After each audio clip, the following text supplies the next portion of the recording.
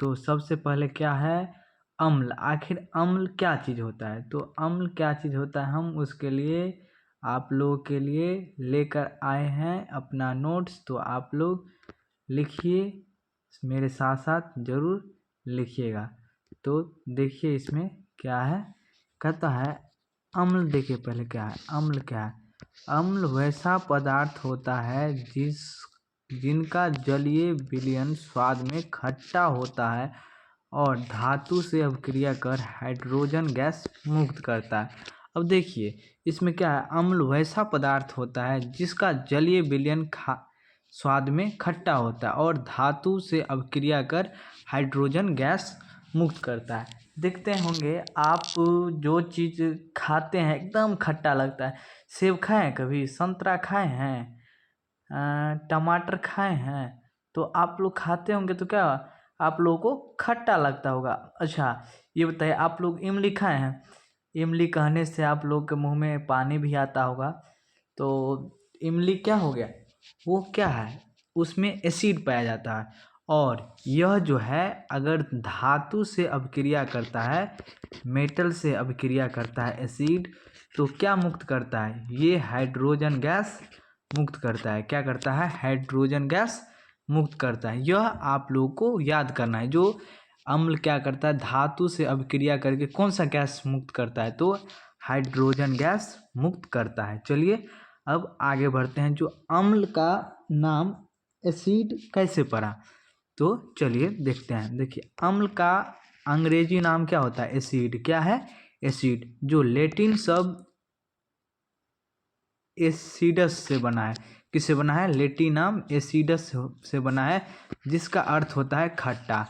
क्या होता है? जिसका अर्थ क्या होता है? खट्टा। जिसका अर्थ क्या होता है? खट्टा। तो इसी खट्टा से बना है आपका अम्ल का नाम। अम्ल का नाम क्या है? एसिड पड़ा। ठीक है, चलिए अब देखते हैं जो आर्हेनियस ने अम्ल की परिभाषा क्या। देखिए कोई भी काम करते होंगे ना, तो ना आपके भी गांव में एक क्या होगा, नहीं मेरे अनुसार ये चीज़ होना चाहिए। एक आदमी क्या कहेगा, नहीं नहीं मेरे अनुसार से होना चाहिए। तो उसी के अनुसार से आर्हेनियस एगो चच्चा है, उसके अनुसार अम्ल का क्या है परिभाषा। तो आर्हेनियस चच्चा कहे अम्ल वह पदार्थ है जो जल में घुलकर हाइड्रोजन आयन देता है। क्या करता है? जो H2 में घुलकर क्या दे, आपको हाइड्रोजन आयन दे। क्या दे? हाइड्रोजन प्लस आयन दे। क्या दे? हाइड्रोजन आयन दे। किस में घुल के, मतलब जल में इसको हम देंगे तो यह क्या देगा? Hydrogen ion. क्या देगा? हाइड्रोजन। जैसे में देखिए, अब देखिए अम्ल कौन कौन है। HCl है, हाइड्रोक्लोरिक अम्ल, सल्फ्यूरिक अम्ल, नाइट्रिक अम्ल। क्या है? नाइट्रिक अम्ल। क्या है? नाइट्रिक अम्ल। ठीक है, और देखिए उसके बाद है सिट्रिक अम्ल, जिसका फॉर्मूला होता है CH3COOH, कार्बोनिक अम्ल H2CO3, फास्फोरिक अम्ल H3PO4 और फॉर्मिक अम्ल HCOOH। देखिए ये सब चीज़ आपको याद रखना है। आपके बोर्ड एग्जाम हो या न बिहार पुलिस का एग्जाम, मतलब कोई भी एग्जाम हो, उसमें यह चीज़ सब पूछता है। जो हाइड्रोक्लोरिक अम्ल का फॉर्मूला क्या होगा, सल्फ्यूरिक अम्ल का फॉर्मूला क्या होगा, कार्बोनिक अम्ल का फॉर्मूला क्या होगा, सिट्रिक अम्ल का फॉर्मूला क्या होगा। तो आपको ये सब चीज़ याद करके रखना है। क्या करना है? ये सब चीज़ याद करके रखना है। अब देखते हैं, अब देखिए आपके भी घर में कोई ना तगड़ा होगा और कोई दुबला होगा, तो सेम चीज़ ना अम्ल में भी होता है। अब देखिए कोई अम्ल का जो प्रभाव होता है वो बहुत अधिक होता है और कुछ अम्ल का प्रभाव कम होता है। तो जैसे में देखिए HCl है, जो हाइड्रोक्लोरिक अम्ल है, इसका प्रभाव बहुत अधिक होता है। और ये जो देखते हैं आप फॉर्मिक अम्ल, इसका प्रभाव कम होता है। आप लोग को चुट्टी कभी काटा है? हैं? देखते होंगे जहाँ पे काटता है वहाँ पे लहरा देता है। और HCl ना आपके शरीर पर जो पड़ जाएगा ना, तो उतना दूर का ना चमड़ा एकदम हटा देगा, एकदम गला देगा। तो चलिए हम देखते हैं कितने प्रकार के हैं अम्ल, ठीक है। तो देखिए है एक है प्रबल अम्ल और एक है दुर्बल अम्ल। क्या है? एक है प्रबल अम्ल और एक है दुर्बल अम्ल। तो देखिए क्या है, वे अम्ल जो जल में घुलकर पूर्णतः आयनित होता है और हाइड्रोजन आयन देते हैं वो प्रबल अम्ल है। मतलब क्या है, वैसा अम्ल जो जल में घुल जाए, जो पूर्ण रूप से जल में घुल जाए और घुलने के बाद क्या हो, आयनित हो जाए, मतलब उसमें इतना आयन आ जाए, तो वो क्या हो जाएगा, प्रबल अम्ल हो जाएगा। क्या हो जाएगा? प्रबल अम्ल। जैसे आप HCl को पानी में दे देते हैं तो ये क्या है, H+ और C- में टूट जाता है। तो यह क्या पूर्ण रूप से क्या होगा, आयनित हो गया। तो जो पूर्ण रूप से आयनित हो जाएगा वो क्या होगा, प्रबल अम्ल होगा। मतलब आपको शॉर्टकट में यह रखना है, वे अम्ल जो जल में घुलकर जो पूर्णतः आयनित हो जाता है उसको हम क्या बोलते हैं, प्रबल अम्ल। जैसे में है हाइड्रोक्लोरिक अम्ल HCl, नाइट्रिक अम्ल HNO3 और सल्फ्यूरिक अम्ल H2SO4। यह सब क्या है, सब के सब प्रबल अम्ल है। मतलब ये सब मजगूता अम्ल है। क्या है? मजगूता अम्ल है। ये सब अम्ल अगर आपको पड़ जाएगा देह पे तो आपका शरीर खत्म, गया नहीं है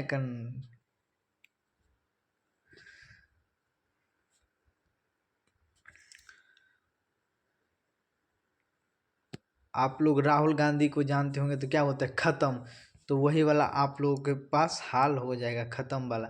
तो अब देखिए है, एक है दुर्बल अम्ल। यह अम्ल क्या होता है, कमजोर अम्ल होता है। आपके भी स्कूल में भी एक बहुत प्रबल अम्ल होते हैं, और नहीं, एक होता है मजबूत वाला आदमी और एक होता है दुर्बल आदमी। और जो टॉपर विद्यार्थी रहता है एकदम मरलाहा मरसुखा जैसा रहता है, और जो कमज़ोर विद्यार्थी रहता है वो सब बहुत मजबूत होता है। तो वही देखिए, वैसा अम्ल जो जल में घुलकर आंशिक से आयनित होते हैं वो क्या होता है, दुर्बल अम्ल कहता है। मतलब वैसा अम्ल जो जल में घुलता है वो आंशिक आयनित होता है, तो वो क्या कहलाएगा, क्या कहलाएगा, दुर्बल अम्ल। जैसे कार्बोनिक अम्ल, एसिटिक अम्ल, बोरिक अम्ल। तो आप लोग के एग्जाम में यह पूछता है, इस बार भी पूछा था, बोरिक अम्ल का फार्मूला क्या होगा, तो H3BO3 है। कार्बोनिक अम्ल का फार्मूला क्या है, H2CO3। एसिटिक अम्ल का फार्मूला क्या है, CH3COOH। तो ये चीज़ आपको अभी से लिखकर चलना है। चलिए अब नेक्स्ट क्या है, अब देखिए नेक्स्ट है सांद्र अम्ल और तनु अम्ल। क्या है, सांद्र अम्ल और तनु अम्ल। क्या है, सांद्र अम्ल और तनु अम्ल। तो इसको भी हम निपटाते हैं, क्या करते हैं, निपटाते हैं। आप जो रैंकर्स बोर्ड के साथ पढ़िएगा तो आप सारा चीज़ निपटा ही देंगे। तो एक है सांद्र अम्ल और एक है तनु अम्ल। देखिए अब देखिए क्या कहता है, अम्ल का वैसा विलयन जिसमें अम्ल की मात्रा अधिक हो और जल की मात्रा कम हो उसे हम कहते हैं सांद्र अम्ल। अब देखिए जिसमें आप लोग देखते हैं दूध आप लोग पिए हैं, मान लीजिए आप जैसे गाय के दूध दूहते हैं उसमें आप पानी नहीं मिलाते हैं, तो क्या होता है, वो दूध का मात्रा अधिक होता है। जैसे दूध का मात्रा अधिक होता है तो वो एकदम गाढ़ा पीने में लगता है। तो उसी तरह अम्ल में भी होता है। अम्ल में क्या करते हैं, अधिक लोग पानी की मात्रा कम कर देते हैं, मिला देते हैं। तो उस पर भी उसको दो भागों में बांटा गया, सांद्र अम्ल और तनु अम्ल। तो अम्ल का वैसा विलयन जिसमें अम्ल की मात्रा अधिक हो और जल की मात्रा कम हो उसे हम कहेंगे सांद्र अम्ल। क्या कहेंगे, सांद्र अम्ल। और तनु अम्ल किसे कहेंगे, अम्ल का वैसा विलयन जिसमें अम्ल की मात्रा कम हो और जल की मात्रा अधिक होते हैं उसको हम क्या कहेंगे, तनु अम्ल। अब देखिए सांद्र अम्ल क्या होगा, सांद्र अम्ल होगा जिसमें क्या हो, जिसमें जल की मात्रा कम हो, क्या हो, कम हो, और इसमें क्या हो, जल की मात्रा अधिक हो। समझ गए, आपको कभी भी कन्फ्यूजन में नहीं रहना है। चलिए अब नेक्स्ट देखिए क्या है, अब नेक्स्ट है तनुकरण। देखिए यह क्वेश्चन बिहार बोर्ड के एग्जाम में बार बार पूछता है, मतलब तनुकरण क्या है, तनुकरण क्या है। तो चलिए हम आप लोग कहाँ पे पढ़ रहे हैं, तो आप लोग पढ़ रहे हैं रैंकर्स बोर्ड पे। तो यहाँ पे एकदम ऐसा कंटेंट दिया जाएगा जो आपके बोर्ड एग्जाम में 100% आएगा ही आएगा। तो देखिए क्या है, हम लोग देखते हैं। कहता है तनुकरण क्या है। तनुकरण वो वाला तनु नहीं जिससे आप रोज रोज मिलते हैं, उसे नहीं। तनुकरण यहाँ पे केमिस्ट्री के भस्म अम्ल भस्म एंड क्षार के चैप्टर में एक तनुकरण वाला क्वेश्चन आता है। मतलब तनुकरण क्या है, तो अम्ल में जल मिलाकर उसके प्रभाव को कुछ कम किया जाता है, अर्थात विलयन को तनु बनाया जाता है। अम्लीय विलयन को तनु बनाने की प्रक्रिया क्या कहलाता है, तनुकरण। क्या कहलाता है, तनुकरण कहलाता है। देखिए आप लोग न तनु क्या पढ़े हैं, मतलब जिसमें क्या हो, जल की मात्रा अधिक हो। क्या हो, जल की मात्रा अधिक हो, उसको हम बोलते हैं तनु अम्ल। तो तनुकरण यही होता है, मतलब वैसा अम्ल जिसका प्रभाव अधिक है, और अगर हम उसमें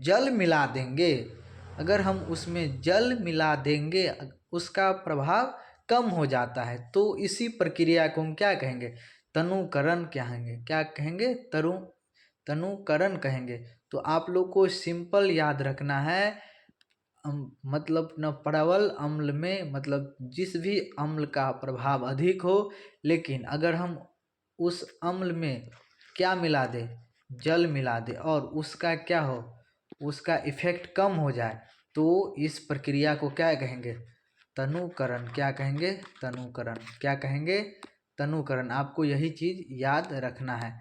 तो आप लोग देखिए आपको क्या चीज है, अम्ल में जल मिलाकर उसका प्रभाव को कम करने की प्रक्रिया को क्या कहेंगे, तनुकरण कहेंगे। जिस तरह से आप लोग किसी के लिए मिलने जाते हैं लेकिन वो नहीं मिलता है, तो आपका प्रभाव कम हो जाता है। तो वो क्या है, वो एकदम तीव्र है, लेकिन आप उसे फूल देकर कुछ देकर मना लेते हैं, तो क्या होता है, उसका प्रभाव कम हो जाता है और आपके साथ मतलब रहने लगता है। तो यही है। तो आप उस टाइम क्या करते हैं, एकदम तनुकरण करते हैं। तो यहाँ पर भी है, केमिस्ट्री में भी तनुकरण है, जो अम्ल को प्रभाव कम करने के लिए कुछ पानी मिलाते हैं। तो इस प्रक्रिया को हम क्या कहेंगे, तनुकरण। ठीक है। चलिए अब जो हमारा नेक्स्ट टॉपिक है, अब है अम्ल का हम भौतिक गुण और रासायनिक गुण सीखेंगे। क्या हम सीखेंगे, हम सीखेंगे अम्ल का भौतिक और रासायनिक गुण। तो आपको नेक्स्ट वीडियो में हम आप लोग को सिखाएंगे जो अम्ल का भौतिक गुण क्या है और रासायनिक गुण क्या है, और इसी तरह से धीरे धीरे हम सीखेंगे भस्म क्या होता है, भस्म के बाद सीखेंगे लवण क्या होता है, उसके बाद में पीएच स्केल क्या होता है। तमाम क्वेश्चन आपको इधर उधर कहीं नहीं भटकना है, सिर्फ रैंकर्स बोर्ड यूट्यूब चैनल पे आपको हर एक चीज़ मिलने वाला है। तो अगर आप इस चैनल पे नए हैं तो चैनल को सब्सक्राइब करें और अपने दोस्तों के साथ ज़रूर शेयर करें, ताकि वह भी आपके साथ पढ़ सके। आप अपने दोस्तों तक ज़रूर शेयर कीजिए, आपके जो स्कूल में पढ़ रहे हैं बच्चे, उन तक भी यह वीडियो जाना चाहिए। ठीक है। तो मिलते हैं नेक्स्ट वीडियो में, इसका पार्ट 2 जल्द ही लाएंगे, जिसमें हम अम्ल का भौतिक गुण और रासायनिक गुण और भस्म के बारे में पढ़ेंगे। तो अगर आप लोग भस्म के बारे में कुछ जानते हैं तो हमें कमेंट में ज़रूर बताएं, और ये बताइए जो आज का लेक्चर आपको कैसा लगा। तो मिलते हैं नेक्स्ट वीडियो में, तब तक के लिए जय हिंद, जय भारत।